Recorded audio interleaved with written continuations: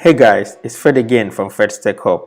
So for the sake of making a review video for you guys, I decided to pop my SIM card inside the Infinix Smart 2 Pro. I've been testing this device for about a week and a half now, and I've been able to come up with some interesting quirks and features.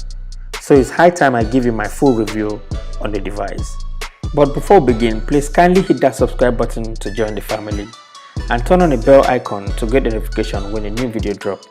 And please give this video a huge thumbs up. When you pick up any smartphone, you take a look at the design and build quality of the phone.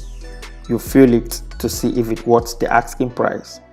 The Infinix Smart 2 Pro is an interesting device with a plastic design which I don't really mind considering the price point. Even though it feels cheap, it still managed to appeal to an average consumer. It is light, compact, and above all, it looks modern thanks to the near bezel-less display. Speaking of display, the Smart 2 Pro packs a 5.5-inch Infinity HD display with the 18.9 aspect ratio, which I find it to be an okay display. Infinix made it that way to help keep the price low. It is bright enough to cater for your day-to-day activities like social media, light gaming, and even media consumption. Looking at the specifications, you will know that this isn't made for heavy gaming or tasking. It features a 2GB of RAM paired with a quad-core CPU from MediaTek. It is no other MediaTek CPU other than the MT6739 chipset, which by itself is a very low-end CPU. It is enough to take care of your basic smartphone needs.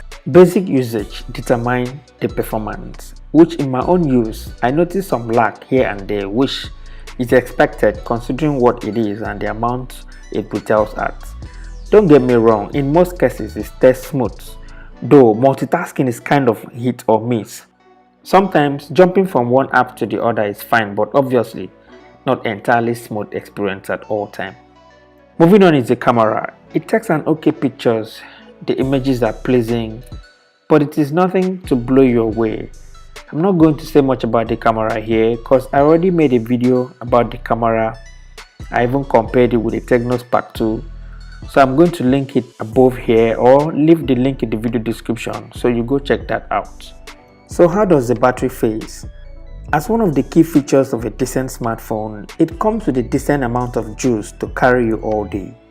The Smart 2 Pro comes with a 3050 mAh battery, which I find it to be average on a full day use. Being a low-end device, the battery can last for about 6 to 7 hours on basic use, or even more if you turn off your mobile data. So the big question is, if you own the last year Infinix Smart, is it worth the upgrade? My answer will be yes and a no. It will be yes if you care so much about the fingerprint reader, the new screen resolution, which is a 18.9 aspect ratio 5.5-inch display, improved camera and aesthetics. And it will be a big no if you care so much about battery life and improved performance, because when it comes to performance, they might likely be the same. Guys, share your thoughts with me in the comment section below. And guess what? Today marks my birthday, so you might care so much to drop your wishes down below in the comment section. Subscribe to show your love and support, and hit that like button. Share the video as part of your birthday wishes to me, and I'll see you in my next video. Thank you so much for watching.